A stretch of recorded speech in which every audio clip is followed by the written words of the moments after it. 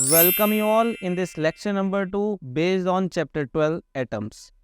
पिछले वीडियो में हमने रदरफोर्ड मॉडल का एक बेसिक आइडिया ले लिया था। अब हम थोड़ा सा इस बार इसका मैथमेटिकल एनालिसिस करेंगे। हमने ये देखा था कि रदरफोर्ड ने क्लेम किया था अपने न्यूक्लियर मॉडल में कि इलेक्ट्रॉन्स न्यूक्लियस के अराउंड घूम सकते हैं और वो स्टेबल रह सकते हैं, और उसका रीज़न उसने दिया था कि वो जो इलेक्ट्रोस्टैटिक फोर्स जो जे थॉमसन मॉडल में लोग क्लेम कर रहे थे कि पॉजिटिव और नेगेटिव एक दूसरे के साथ मिलकर न्यूट्रलाइज कर जाएंगे, अब वही इलेक्ट्रोस्टैटिक फोर्स यहाँ पर आप देख सकते हैं सेंट्रीपिटल फोर्स का काम करेगी और इलेक्ट्रॉन्स को प्रोटॉन के अराउंड रिवॉल्व करवाएगी। यानी कि रदरफोर्ड ने क्लेम किया था और हाइड्रोजन एटम, तो यहाँ पे हम लिख देते हैं इसे फॉर डायनेमिकली स्टेबल ऑर्बिट्स। तो रदरफोर्ड ने कहा था कि अगर ऑर्बिट्स को स्टेबल रखना है तो आपका जो सेंट्रीपिटल फोर्स होना चाहिए वो इक्विवेलेंट टू होना चाहिए इलेक्ट्रोस्टैटिक फोर्स के। अब सेंट्रीपिटल फोर्स का फॉर्मूला होता है mv²/r is equal to electrostatic force यहाँ पर होगी बिकॉज हाइड्रोजन ऑर्बिट के लिए है ये। तो हाइड्रोजन एटम के लिए अगर हम देखें तो इलेक्ट्रॉन घूम रहा है और प्रोटॉन के पास भी इलेक्ट्रॉनिक चार्ज ई ही है, तो इलेक्ट्रोस्टैटिक फोर्स का मैग्नीट्यूड E इंटू ई ही रहेगा, यानी E² बन जाएगा बाद में, और इनके सेपरेशन R²। अब आप यहाँ से देख सकते हैं कि ये R इस वाले R से कट जाएगा और आप यहाँ से V² का फॉर्मूला निकाल लीजिए। तो V² हो जाएगा आपका 1/4πε0 और यहाँ पर E² और m अगर हम लेके आएंगे mr, ठीक है। तो ये एक फॉर्मूला बन गया V² का। अब हम यहाँ पे इंटरेस्टेड है कि बेसिकली अगर हम बात करें कि हमने हाफ mv², m भी इधर ही रहने दीजिए, कोई प्रॉब्लम नहीं रहेगी उससे। यहाँ पे mv², देखिए हम इंटरेस्टेड है रदरफोर्ड के मॉडल की डायनेमिक्स में, यानी कि डायनेमिक्स का सेंस है यहाँ पे हम काइनेटिक एनर्जी, पोटेंशियल एनर्जी और टोटल एनर्जी कैलकुलेट करते हैं जो हमें फ्यूचर में काम आने वाली है। तो अगर मैं बात करूँ यहाँ पे काइनेटिक एनर्जी की, देखिए काइनेटिक एनर्जी के लिए मुझे ज़रूरत होती है, काइनेटिक एनर्जी के लिए हाफ mv² फॉर्मूला होता है। तो ये v² यहाँ पे mv² डायरेक्टली लिखा जा सकता है, यानी काइनेटिक एनर्जी आपकी हो जाएगी हाफ, ये पूरी वैल्यू 1/4πε0 और E²/r, ठीक है। ये मैंने डायरेक्टली v² की वैल्यू लिख दी है। तो यहाँ पे अगर मैं इन शॉर्ट बोलूँ, यहाँ पे काइनेटिक एनर्जी क्या बन जाएगी, ये 1/8 यानी कि E²/8πε0r, ठीक है। ये एक इम्पॉर्टेंट फॉर्मूला है, मैं इसको इक्वेशन नंबर 1 बोलता हूँ, आपने रिमेंबर रखना है। मोर ओवर इसका perspective derivational point of view से ज़्यादा इंपॉर्टेंट है, लेकिन फिर भी इसे आप ध्यान रखें, अभी आगे हमें काम आने वाला है। दूसरा है बेटा यहाँ पर कि हम पोटेंशियल एनर्जी के बारे में भी स्टडी करें। देखिए अब ये एक चार्ज है प्लस एक माइनस, और इनके बीच में हमें पोटेंशियल एनर्जी कैलकुलेट करनी है। तो हमारी दूसरी जो पोटेंशियल एनर्जी की क्वेश्चन होगी, हम उसको इस तरीके से लिख सकते हैं। हम पोटेंशियल एनर्जी जानते हैं फॉर टू चार्ज सिस्टम क्या होती है, U is equal to K(Q1 Q2/r). तो यहाँ पे K की जगह आप जानते हैं 1/4πε0 और एक चार्ज हमारा इलेक्ट्रॉन है यानी -e और एक +e। तो बेसिकली हम यहाँ पे एक साथ E, या चलिए मैं एक बार दिखाई देता हूँ, E इंटू -e अगर मैं इस तरीके से लिखता हूँ, और इनके बीच में सेपरेशन यहाँ पे फॉर्मूले में R आता है ना कि R², ठीक। ये एक डिफरेंस होता है फंडामेंटल फोर्स और पोटेंशियल में। तो यहाँ पे आपका ये बन गया U is equal to minus का E²/4πε0r। ये होगी आपकी इक्वेशन नंबर 2। अब आपको टोटल एनर्जी क्या होगी, पोटेंशियल प्लस काइनेटिक। तो मैंने यहाँ पे टोटल एनर्जी लिखा, total energy E is equal to kinetic plus potential. तो बेटा काइनेटिक है आपकी E²/8πε0r प्लस मैं U की जगह पे लिखूंगा, यहाँ पे -e लिख देते हैं डायरेक्ट, -E²/4πε0r, ठीक है। अब जरा ध्यान से इन क्वांटिटीज़ को देखिए बेटा, अगर मैं इस नंबर को 1 मानूँ 1, तो ये इससे अगर मैं हाफ की मल्टीप्लाई करता हूँ, देखिए अगर मैं यहाँ पर 1/2 से मल्टीप्लाई कर दूँ तो यही नंबर बन जाएगा एग्जैक्टली। तो यानी ये एक है और ये उससे हाफ है, तो आप बेसिकली यहाँ पे कर रहे हैं, एक हाफ क्वांटिटी से उसकी फुल क्वांटिटी माइनस कर रहे हैं। ये आपको एलसीएम से बचाएगा डायरेक्टली। तो जब हाफ में से एक माइनस होता है तो माइनस हाफ आता है, तो इसका जो आंसर आएगा, आप मैथमेटिकली भी इसको अपने आप भी सॉल्व कर सकते हैं, मैं आपको एक डायरेक्ट एनालिसिस से बता रहा हूँ। तो आप देखिए ई का एक्सप्रेशन यानी टोटल एनर्जी का एक्सप्रेशन आपके सामने आ गया, और ये बहुत इंपॉर्टेंट है।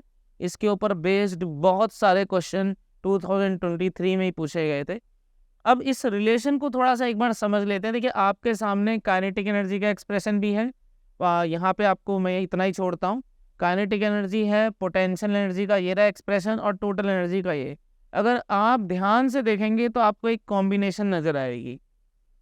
बेटा जो पोटेंशियल टोटल एनर्जी का मैग्नीट्यूड है, एग्जैक्टली वही मैग्नीट्यूड काइनेटिक एनर्जी का है। सिंबल हटा दीजिए, माइनस का सिंबल यहाँ से हटा दीजिए, डायरेक्ट देखिए कि जो इसके माइनस को हटा दीजिए, जैसा ये है एग्जैक्टली वैसा ही है। तो एक रिलेशन बन गया कि काइनेटिक एनर्जी जो है वो एग्जैक्टली इक्वल टू है magnitude of total energy. Where अगर आप पोटेंशियल एनर्जी को देखते हैं तो पोटेंशियल एनर्जी जब आप टोटल एनर्जी से क्या कर देंगे, 2 की मल्टीप्लाई कर देंगे तो मिल जाएगा आपको। 2 की मल्टीप्लाई करने से 1/4 हो जाएगा। तो यहाँ पे 2 की मल्टीप्लाई करें, एक माइनस लगाएं और ई का मैग्नीट्यूड लिखें। ध्यान रखिए ये वाला माइनस नहीं ले रहे हैं हम, इन फॉर्मूलों को बनाते टाइम सिर्फ और सिर्फ जो मैग्नीट्यूड है उसी को कंटिन्यू रख रहे हैं अपने पास। तो ये जो दो रिलेशन है ये बहुत यूनिकली बार बार इस्तेमाल होने वाले हैं और ये बहुत इंपॉर्टेंट है, ठीक है। अभी हम आगे इनको यूज़ करेंगे और बोर्ड में डायरेक्ट इनसे बहुत सारे सवाल आते हैं, तो प्लीज़ इसको ध्यान रखें। मैं एक बार फिर रिपीट कर दूं कि ई का मैग्नीट्यूड इस्तेमाल किया है। अगर आप किसी और बुक में यहाँ पे मैग्नीट्यूड नहीं देखते हैं, वो माइनस के सिंबल के साथ इस्तेमाल करते हैं, तो वो अलग तरीके से फॉर्मूला रिप्रेजेंट किया जाएगा। बट हम यहाँ पर सिर्फ ई का मैग्नीट्यूड इस्तेमाल कर रहे हैं, दैट्स वाई हमने पोटेंशियल एनर्जी को लिखते टाइम यहाँ माइनस सेपरेटली लिखा है, ठीक है। तो काइनेटिक एनर्जी टोटल मैग्नीट्यूड के बराबर ही है टोटल एनर्जी के, और पोटेंशियल एनर्जी -2 मैग्नीट्यूड के बराबर है, ठीक है। चलिए, तो यहाँ पे रदरफोर्ड के मॉडल से हमने काइनेटिक एनर्जी और पोटेंशियल एनर्जी और टोटल एनर्जी के एक्सप्रेशन देख लिए। अब एक यूनिक टॉपिक आया जिसे बोलते हैं एटॉमिक स्पेक्ट्रा। देखिए कोर्स में इसके बारे में क्वालिटेटिव डिस्कशन ही लिखा है, बट इसके ऊपर ही अगर हम देखें तो मोस्टली क्वेश्चन इस बार इसी के ऊपर ही आए हैं। अब क्वालिटेटिव का मतलब ये होता है कि आपको फुल कंप्लीट एनालिसिस तो नहीं करना है, लेकिन मैं रिकमेंड करूंगा कि इस लेटेस्ट पैटर्न में भी आप इसको पूरी तरीके से समझ के पढ़ें, यानी मैथमेटिक्स को भी या क्वांटिटेटिव एनालिसिस को भी ना छोड़ें। फिलहाल सबसे पहले देखा गया कि कंटिन्यूस स्पेक्ट्रा क्या है। देखिए हर तरीके का कंडेंस मैटर, कोई भी सॉलिड बॉडी, कोई ऑब्जेक्ट, इंसान, हम हर वक्त पर हर तापमान पर कुछ ना कुछ रेडिएशन छोड़ते रहते हैं। आपने देखा भी है कि इंफ्रारेड कैमरेज हर वक्त दिखाते हैं कि चीज़ें कुछ ना कुछ रेडिएशन इंफ्रारेड वेव छोड़ती हैं। ऐसी बहुत सारी वेव्स, इलेक्ट्रोमैग्नेटिक वेव छोड़ी जाती हैं हर वक्त। लेकिन कंडेंस मैटर में हम ये क्लेम करते हैं कि ये इस वजह से होता है कि बहुत सारे एटम्स इंटरेक्ट करते होंगे आपस में, क्योंकि भाई एक बॉडी एक यूनिक अपने आप में स्ट्रक्चर बहुत सारे एटम से मिलके बनता है। तो कंडेंस मैटर का तो एक अलग ही टॉपिक है। बट हुआ क्या कि जब हम रेरिफाइड गैसेज, वो गैसेज जो काफ़ी लो प्रेशर पे हैं, यानी उनके जो एटम्स हैं वो आपस में काफ़ी दूर दूर हैं, जब हमने उनके अंदर से आने वाली लाइट रेस को देखा, उन्हें पहले हमने एक्साइट किया और उनकी लाइट रेस को देखा, इस पढ़ाई को स्पेक्ट्रोस्कोपी कहते हैं, तो हमने पाया कि उनके अंदर से कुछ फिक्स रेडिएशन ही एमिट हो रही थी, यानी कंटिन्यूस एमिशन नहीं हो रहा था। अब कंटिन्यूस एमिशन अगर नहीं हो रहा था तो जो रेडिएशन आ रही थी किसी भी सेगमेंट में, यानी कुछ आ रही थी, कुछ पर्टिकुलर मिसिंग थी, कुछ आ रही थी, तो ये प्रॉपर्टी सिर्फ और सिर्फ क्योंकि एटम्स आपस में दूर हैं, तो ये एक इंडिविजुअल एटम की ही प्रॉपर्टी हो सकती है। और इस तरीके के स्पेक्ट्रम को बोलते हैं लाइन स्पेक्ट्रा। इसमें सबसे पहला स्पेक्ट्रा पढ़ा गया एमिशन लाइन स्पेक्ट्रा। आपके सामने अभी एक आइडियलाइज्ड यानी एक आइडियल स्पेक्ट्रोमीटर है, काल्पनिक स्पेक्ट्रोमीटर है। इस तरह का स्पेक्ट्रोमीटर से आप आइडिया लगा सकते हैं, बट एक्चुअली में यूज़ नहीं होता। ये प्रिज्म जो एक डिस्पर्जन करता है, एक इसका यूनिक एग्जांपल है कि आप एज ए स्पेक्ट्रोमीटर इसे समझे। देखिए किया क्या, सबसे पहले समझिए रेरिफाइड गैसेस यानी एटम्स आपस में बहुत दूर दूर हैं, उसको एक वैक्यूम में रखा गया। थोड़ा वैक्यूम में रखने का मतलब है गैसेस को थोड़ा दूर दूर कर दिया है, प्रेशर काफ़ी लो है रेरिफाइड गैस का, और इसको एक्साइट किया इलेक्ट्रिकली। तो देखा गया कि आफ्टर एक्साइटेशन जब इसकी रेस को या इसमें से आने वाली जो भी रेस थी उसको स्पेक्ट्रोमीटर से या इस प्रिज्म से पास किया गया, तो जो स्क्रीन पे रेडिएशन मिली, जैसे हाइड्रोजन के लिए फॉर एग्जांपल यहाँ पे दिखा रखी हैं, इसे बोलते हैं एमिशन स्पेक्ट्रा। इसका रिप्रेजेंटेशन का टेक्निक ये होती है कि एक ब्लैक बैकग्राउंड यानी एक पट्टी सी बनाते हैं काली, और उसके ऊपर वाइट लाइंस खींच देते हैं। जहाँ पे आपको ये दिख रहा होगा, आपको ब्लैक तो नहीं लेकिन डार्क बैकग्राउंड में ब्राउन बैकग्राउंड जरूर दिख रहा होगा।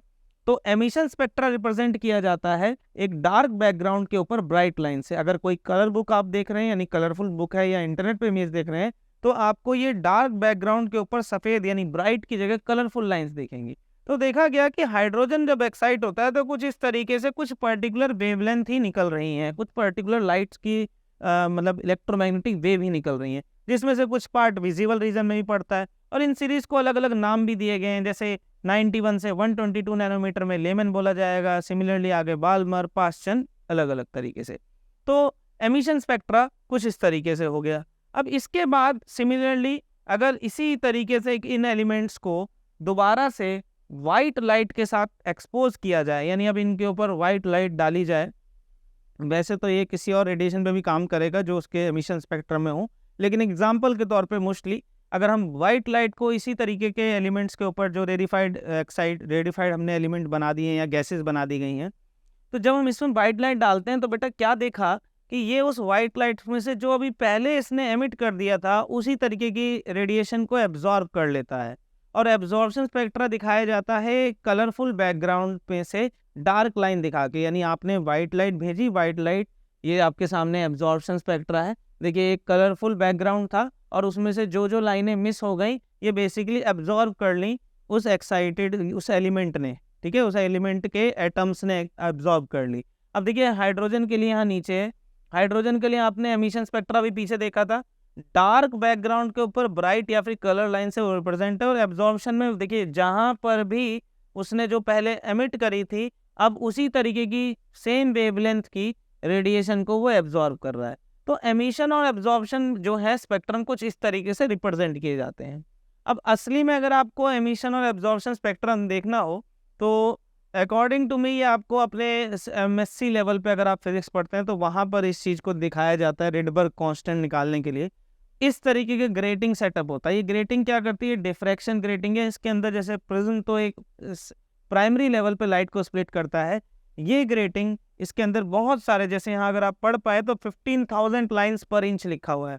इन लाइन्स के थ्रू जब लाइट पहुँचती है ना बेटा तो क्या होता है वो अपने आप ही डाइवर्स यानी इस तरीके से फैल जाती है कि वो जो आपको स्पेक्ट्रम का पैटर्न है एग्जैक्टली वैसे ही दिखता है। अब क्या हुआ कि ये जो स्पेक्ट्रम है ये स्पेक्ट्रम दुनिया ने देखा, लेकिन दुनिया को एग्जैक्टली इसका रीज़न नहीं समझ में आया। दुनिया को ये तो पता चल गया कि भाई रेरिफाइड गैस है, इंडिविजुअल एटम दूर दूर होंगे, ये जो भी जिसकी वजह से भी हो रहा है वो एक सिंगल एटम की प्रॉपर्टी होगी, लेकिन क्या लॉजिक है उसके पीछे, क्यों ऐसा हो रहा है, ये दुनिया को नहीं दिखा।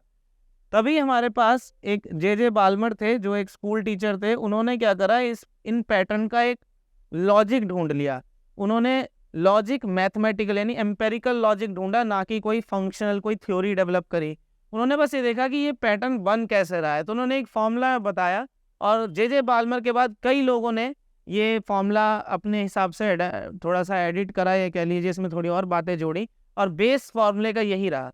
तो जे बाल्मर ने क्या बताया कि अगर आप चाहते हो, जैसे बाल्मर की सीरीज ये है आपके सामने 365 से 656 नैनोमीटर, तो बाल्मर ने कहा कि भाई ये फॉर्मूला 1/λ की, जहाँ पे 1/λ = r एक कांस्टेंट है और इसकी वैल्यू 1.097 10⁻⁷ मीटर इनवर्स इस तरीके से लिखी है।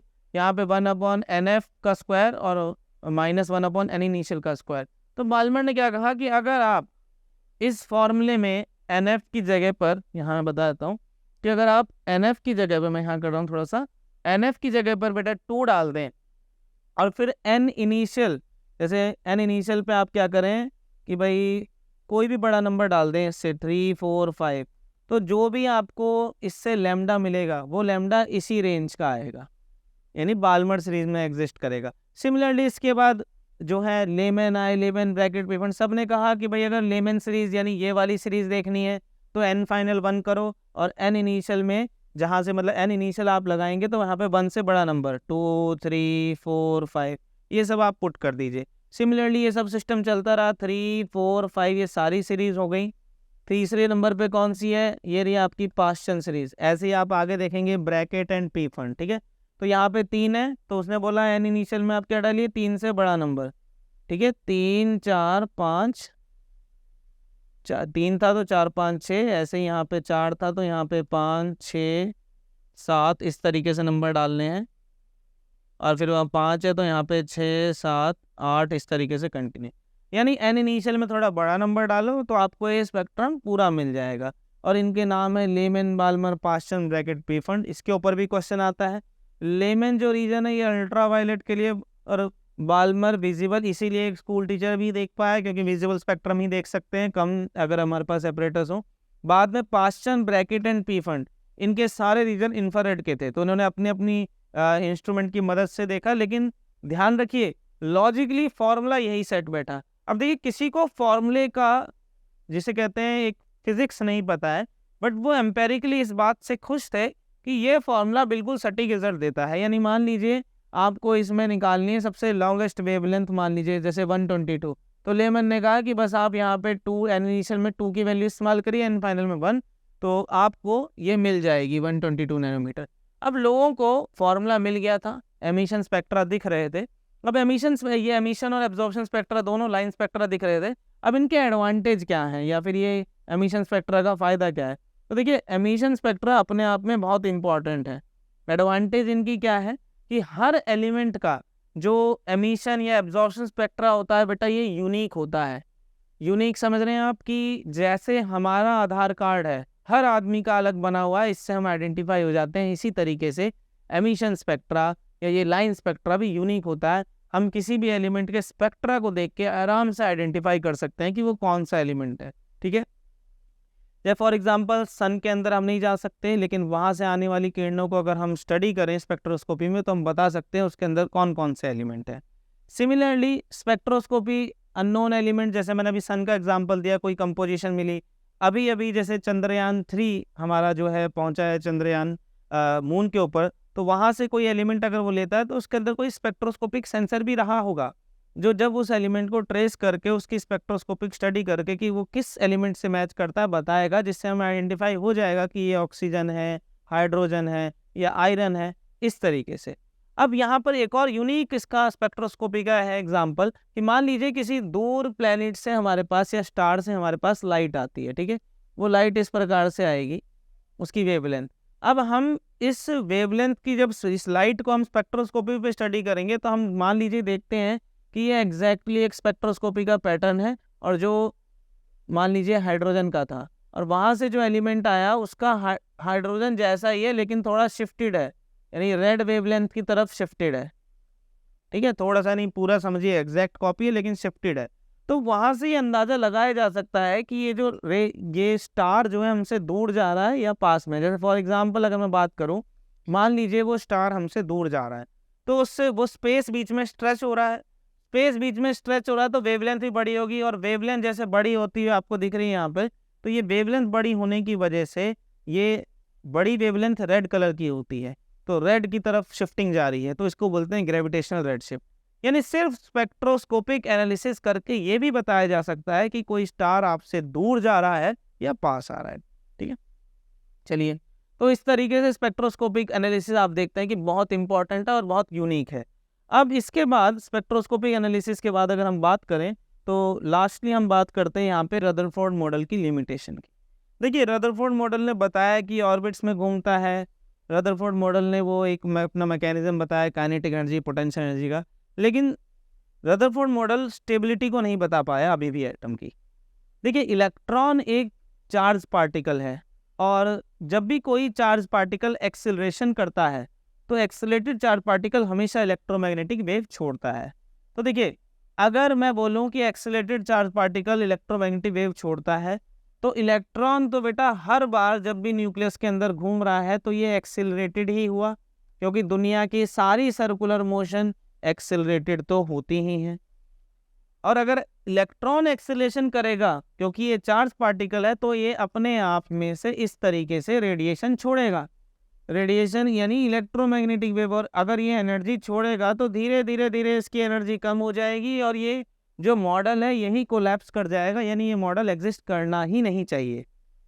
ठीक है, अब ऐसा तो हमें पता होता नहीं है कि भाई एटम तो है अगर हमने इसकी फाउंडेशन रखी है, तो इसका मतलब ये घुमा रहा था, इसने फोर्सेस को बैलेंस कर दिया, लेकिन ये समझाने में अब भी सक्षम नहीं है कि स्टेबिलिटी कहाँ से आई।